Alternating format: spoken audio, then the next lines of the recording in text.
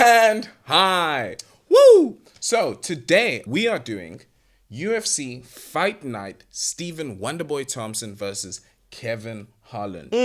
Sheldon, take us straight into it. Thanks, man. So, like you said, the main card, it's Stephen Wonderboy Thompson versus Kevin Holland. If you're a big fan, if you're a big fan, you obviously know who these guys are. If you're not if you're just like a casual fan and you watch the UFC like main events, you're definitely sleeping on this card. Okay, there's a lot of fights that are just going to be, I see a lot of knockouts, a lot of slugfests, just a good entertaining night. So, starting us off, we've got the main event, which is obviously Stephen Wonderboy Thompson versus Kevin Holland. And first off, I just have to say, thank the Lord that finally, Kevin Holland is not fighting a damn wrestler. Oh, thank goodness. I'm so glad he's gone back to just, let me put on a show for someone. And not just, let me prove I can wrestle, you know? So, he's obviously, as most people know, he went on that tear when he came in. 5 knockouts, they were all crazy. The Jacare Souza one was, coming from the ground with the right hook. And he lost to a wrestler, and everyone pointed out his terrible wrestling skills, and he tried to prove a point by just fighting a bunch of wrestlers. Obviously, his last fight was the big event where all the card got changed, so he was going to fight a striker, and he ended up Daniel fighting Rodriguez. Yeah, he was going to fight old D-Rod. And then he ended up fighting Kamzat, who everyone knows is just a monster and just a wrestling just phenomenon. He took him down in 2 minutes, the fight was over. So I'm so happy that he's finally fighting someone where he can show his actual skills, because everyone's kind of just been sleeping on... not sleeping, everyone's just sort of forgotten about Kevin Holland. But the person he's fighting is not just anybody. Stephen Wonderboy Thompson. Why don't you tell us a little bit about him? Now, going into Stephen Wonderboy Thompson... Now, Wonderboy, for a very long time, has been a UFC top 5 fighter. He's always been the guy right up there as the number 1 contender. Now, we all know Stephen Wonderboy Thompson for having some of the best karate skills in the history of the UFC. He's known for having those dynamic, beautiful kicks.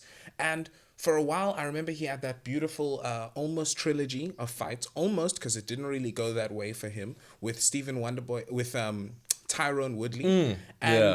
Most recently, he's been having a little bit of a skid. I believe he's had 2 losses on the trot. Yeah. But prior to that time in which he got knocked out by Anthony Pettis, I'm calling everybody Wonderboy. Everybody's Wonderboy. Prior to that time, he got knocked out by Anthony Pettis. He was really seen as a guy who was, he was unbeatable. Do you know what I'm saying? You had to be the champion to be able to beat him. Now he seems a lot more human. So this is going to be a fight that is going to be a really interesting stylistic matchup of 2 different kinds of strikers. You got a guy with beautiful boxing in Kevin Holland. You got a guy who's a really interesting dynamic kicker in Stephen Wonderboy Thompson. And I really wonder what's going to happen in this fight. I definitely think it's going to be a very flashy fight. And it's going to be very spectacle. A lot of you know what I mean? But yeah, that pretty much sums up main event. Beautiful fight. But going on to the co-main, which is also a beautiful fight. Do not be sleeping on this. It's Bryan Bam Bam Barbarena versus the veteran RDA. Now, Rafael dos Anjos is one of my favorite fighters in the UFC. Now, we all know RDA, ex-UFC lightweight champion. Yeah. He's always been the guy that you have to beat to be able to get that UFC title chance or to even get that belt. Now, with Khabib beat RDA, and directly afterwards he got that title fight. Yeah. Colby Covington, same thing. Kamaru Usman, same thing. He's always been that guy just wearing the number 1 headband up there at the top. And then when he lost to Khabib, even he lost to Khabib and then he immediately went on a 5-fight win streak again. Exactly. You know what I mean? Yeah.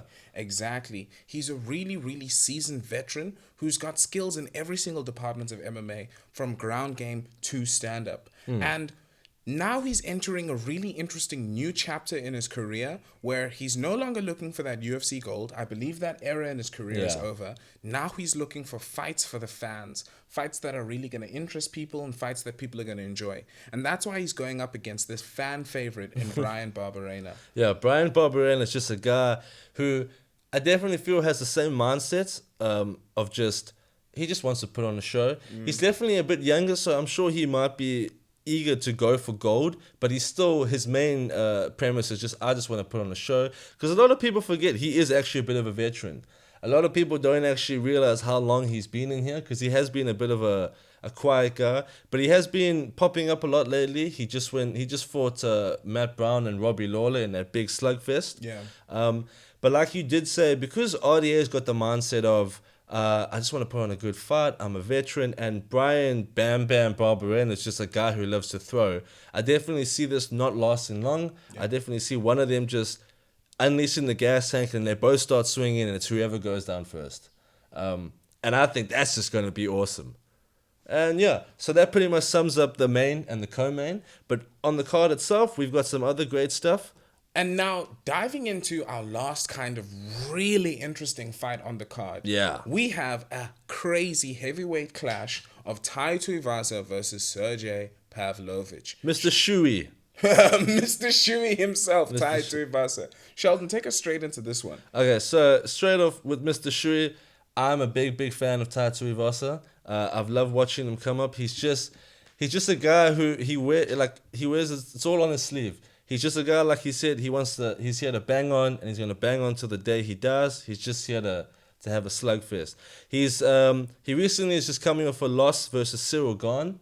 And up until that point, he was just doing so well for himself. He was rising up, climbing through the top 10, going straight for the belts, just knocked out Derek Lewis, which was a huge feat. Looked like a serious title contender. Oh, yeah, and if he had gone through Cyril Gane, he definitely would have been waiting at the moment to fight Ngannou.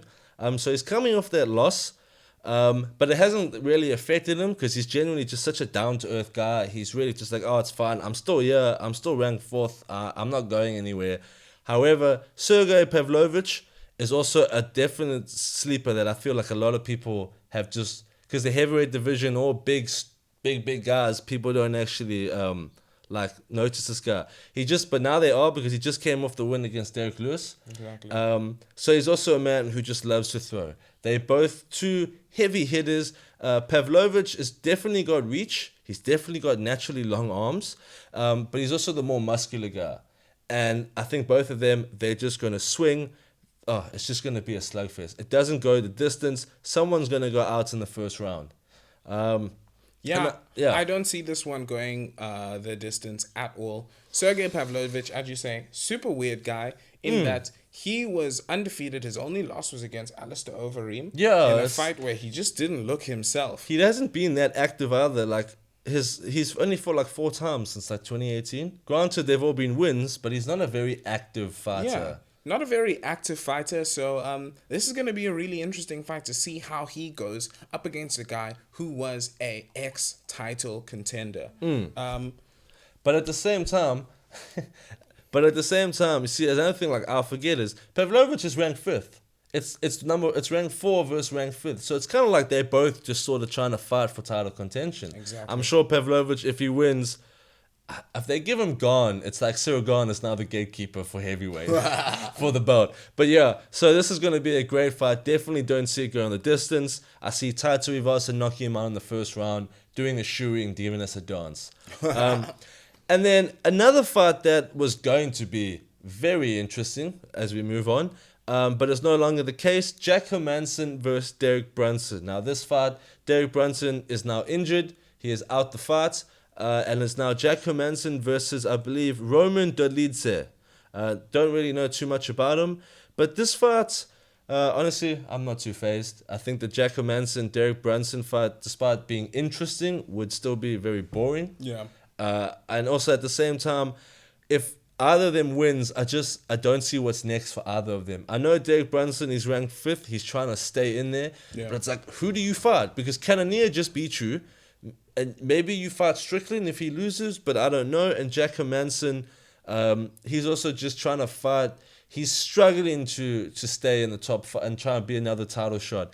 I don't think it's going to happen for him. But anyways, like I said, it just would have been a boring fight where I don't know what happens for the winner. But now he's fighting Roman Dolidze, and yeah.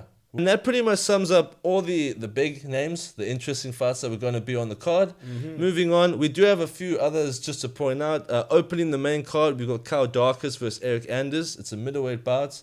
It should just be a good, entertaining one. Further it's up, the cop versus your boy. I don't think he's a cop. I think he's the cop's brother. Is he the cop's brother? Or they're both cops. But his brother is the one I know is like the cop. Like the one, yeah. But and then move further up on the card, we've got a flyweight bout, versus Matt Schnell versus Matheus Nicolau. They're both rising up in the top 10. Essentially, they're both fighting to just sort of become top 5, become the next top contenders. So it also should be a really good one. And then, any other names that you want to point out on? So, a couple more interesting fights that I found on this card was the Niko Price versus Phil Rowe fight. First and foremost, Niko Price, you always know it's going to be an interesting fight. And Phil Rowe has had an interesting set of up and down circumstances recently. Some notable female fights for you to notice is there's a Tracy Cortez versus Amanda Ribas fight. This has got some interesting... This could have some interesting kind of implications for the women's flyweight division, potentially as we look further up the division. Tracy Cortez has come back from injury, and before she was injured, was looking like a top contender. Amanda Ribas was a top contender who kept losing against the very top people of the division, such as like your Mackenzie Dern.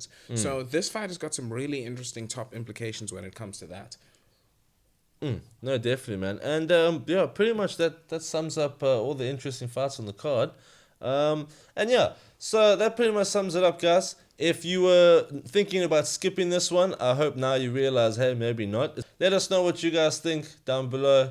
Who you got your money on, who's going to win, who's going to lose. And tell us what interesting fights we missed. Yeah. What stories have you heard about some of the up and coming fights on who are we sleeping prelims on? And on the main card? Who are we sleeping on? Who should we be watching more? And stay tuned for more INCS on MMA. Yeah. Woo!